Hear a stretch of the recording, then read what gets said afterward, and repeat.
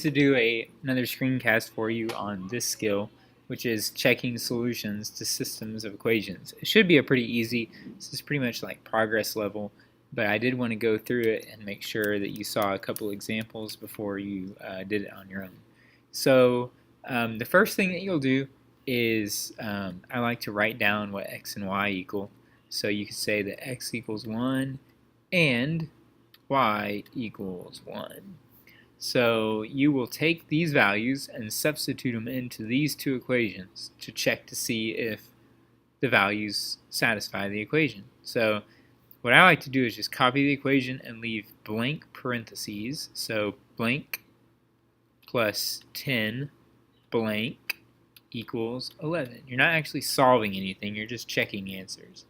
So you take your x value, plug it in, take your y value, plug it in, simplify this, so that would be 1 plus 10, and that would equal 11. So that does check. But it also has to check for this one as well. It has to check for both.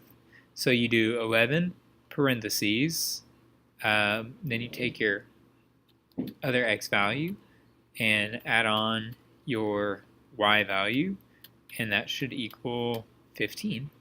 So we're going to multiply this out and see if it actually works. So you do 11 times 1, which is 11, 4 times 1, which is 4, and that does indeed add to be 15. So they both check. So I can probably guess this is going to be a solution. So I say yes. Okay, next one. The only thing that's different about this is the way the equations are arranged. So you could do x equals 1, y equals 9. Go ahead and write it out.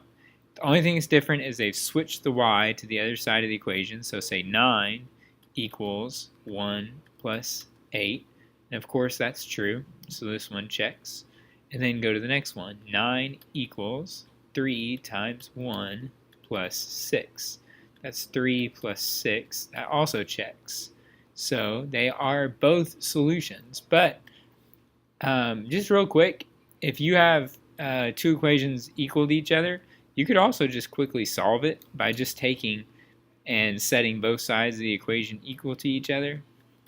So you could just work it out like this, just in case you want like a sneak peek on how to actually solve these. So this is one way when you have simple equations. So that would just basically be 2x equals 2, and then x equals 1. And then you can take that value and plug it back into either one of these two equations. So yeah, that works. Okay, most of these should be pretty straightforward on the calculators. Just using those to check your answer. When you finish, let me know, and maybe we'll have time for you to get some extension.